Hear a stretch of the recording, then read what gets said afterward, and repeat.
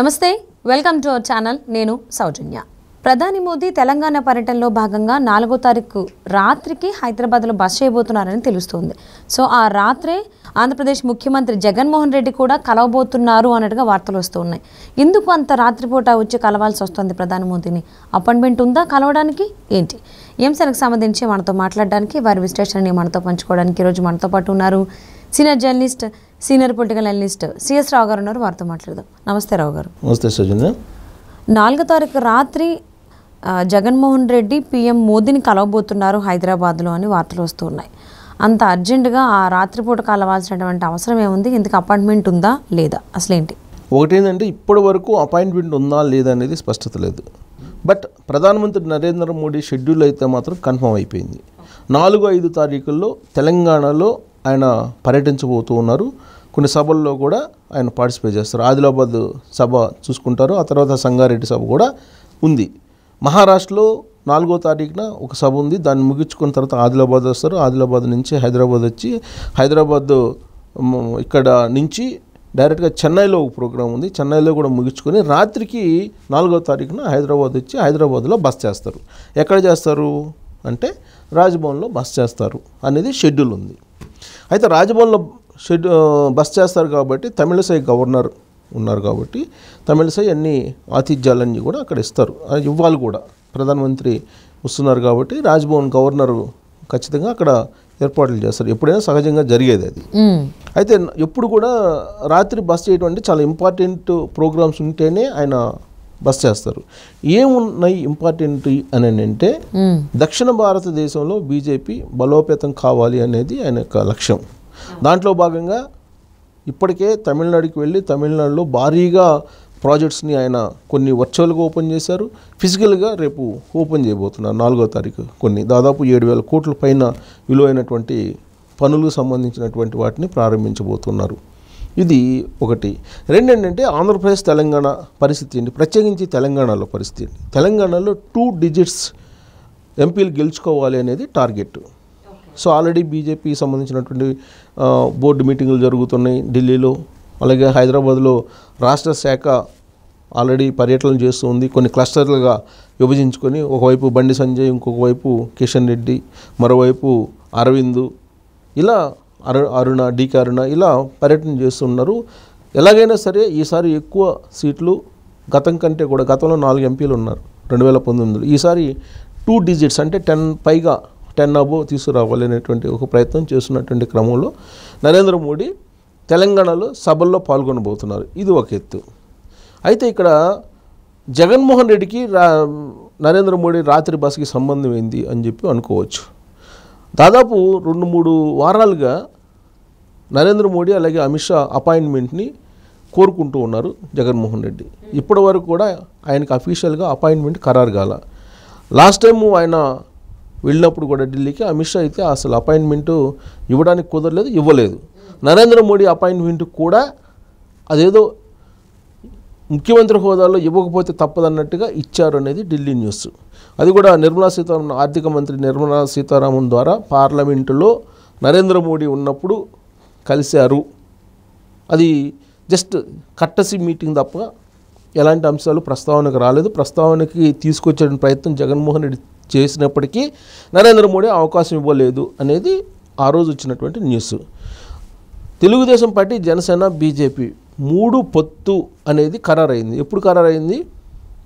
గత నెల 7వ తారీఖు, అంటే ఫిబ్రవరి 7వ తారీఖున ఈ ఖరారైంది. గత నెల కదా, ఈ నెల, ఇది 29 కదా, ఫిబ్రవరి 29.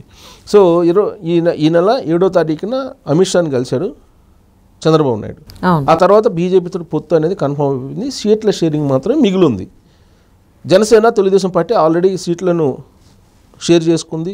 అభ్యర్థులను కూడా ప్రకటించేది, 99 మంది అభ్యర్థులను కూడా ప్రకటించడం జరిగింది. ఇది ఇప్పుడు యాజ్ ఆఫ్ నౌ ఈ పొత్తుల విషయంలో ఉన్నటువంటి డేటా.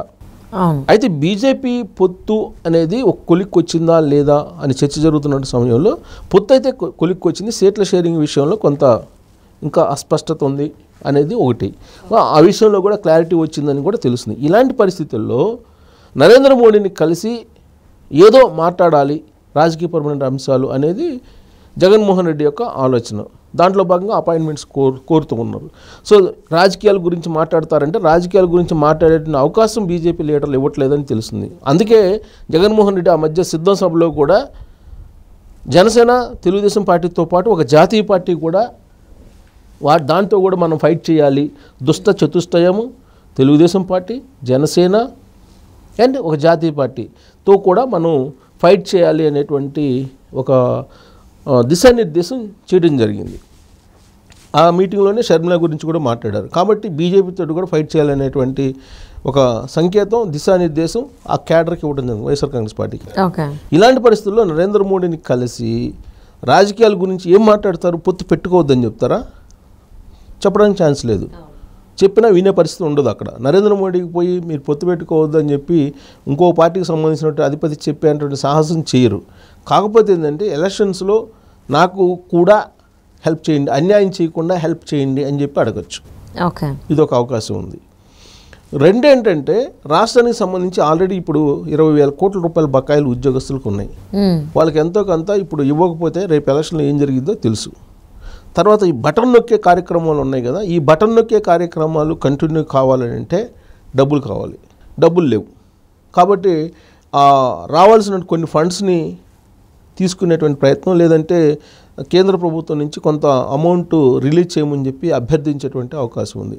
దీనికి అపాయింట్మెంట్ కోరాడు జగన్మోహన్ రెడ్డి. కానీ ఢిల్లీ నుంచి ఎలాంటి సందేశం రాలేదు, పిఎంఓ ఆఫీస్ నుంచి రాలేదు, కేంద్ర హోంశాఖ నుంచి కూడా రాలేదు. అయితే ఈయన రాత్రి బస్ చేయడానికి హైదరాబాద్ వస్తున్నారు కాబట్టి నరేంద్ర మోడీ ఆ రోజున టైం తీసుకొని ఇక్కడ కలవాలి హైదరాబాద్లో అనేటువంటి ఒక ప్రయత్నం వైఎస్ఆర్ కాంగ్రెస్ పార్టీ నుంచి జరుగుతోంది. సీఎంఓ ఆఫీస్ కూడా పిఎంఓ ఆఫీస్ నుంచి లైజనింగ్ చేసే ప్రయత్నం చేస్తుంది.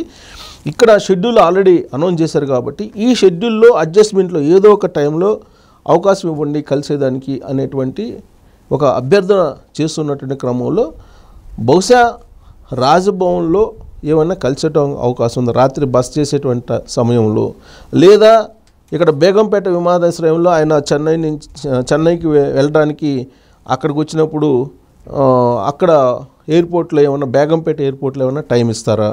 ఇప్పుడు ఆదిలాబాద్ నుంచి అక్కడ బేగంపేట ఎయిర్పోర్ట్కి వస్తారు, బేగంపేట ఎయిర్పోర్ట్ నుంచి మళ్ళీ చెన్నైకి వెళ్తారు. సో మళ్ళీ చెన్నై నుంచి బేగంపేట ఎయిర్పోర్ట్కి వస్తారు, బేగంపేట ఎయిర్పోర్ట్ నుంచి రాజ్భవన్కి వస్తారు. సో అక్కడ బేగంపేట ఎయిర్పోర్ట్లో ఏమైనా కలిసే అవకాశం ఉందా, లేదంటే రాజ్భవన్లో కలిసేటువంటి అవకాశం ఉందా రాత్రి బస్ చేసేటువంటి కార్యక్రమంలో అనేది ఒక చర్చ అయితే జరుగుతుంది.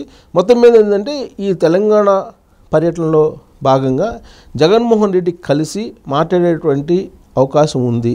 ప్లస్ ఢిల్లీ లిక్కర్ స్కామ్ ఒకటి ఉంది, కేసీఆర్ బిడ్డది. దాంతోపాటు బీఆర్ఎస్ పార్టీ కూడా బీజేపీతో పొత్తు పెట్టుకోవాలని ఆలోచన చేస్తుంది. ఇవన్నీ అంశాలు ఏమైనా మోడీ దృష్టికి తీసుకెళ్ళడానికి అపాయింట్మెంట్ కోరుకుంటున్నారా? ఈసారి అపాయింట్మెంట్ లభించకపోతే ఇక ఎలక్షన్ అయిపోయేదాకా అసలు ఛాన్సే లేదు. ఎలక్షన్ అయిపోయిన తర్వాత అధికారం రాకపోతే అసలు కంప్లీట్ క్లోజ్ అయిపోయేటువంటి అవకాశం ఉంది.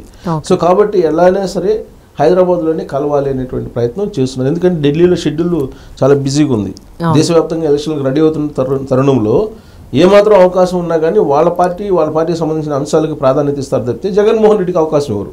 కాబట్టి ఎలాగూ తెలంగాణ వస్తున్నారు కాబట్టి ఇక్కడే ఎంతో కొంత 10 నిమిషాలు 5 నిమిషాలు టైం తీసుకొని కనిపించి మాట్లాడాలనేటువంటి ఒక ప్రయత్నం జగన్మోహన్ రెడ్డి చేస్తున్నట్టు కూడా వినిపిస్తుంది.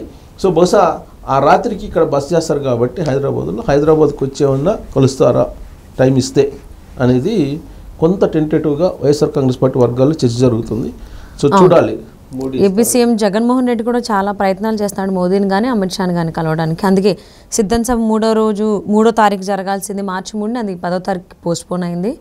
సో మరి 4వ తారీఖు ఇక్కడ హైదరాబాద్కి వస్తున్నారు కాబట్టి మరి ఆ టైంలో ఏమన్నా గట్టిగా 4, 5వ తారీఖు కూడా ఉంటారు, 2 days నరేంద్ర మోడీ. అయితే రాత్రి బస్సు 4వ తారీఖు ఇక్కడ చేస్తారు హైదరాబాద్లో. సో కాబట్టి మరి ఆ 4th నైట్ ఏమన్నా జగన్మోహన్ రెడ్డి మోదీని కలిసేటువంటి అవకాశం ఉందా?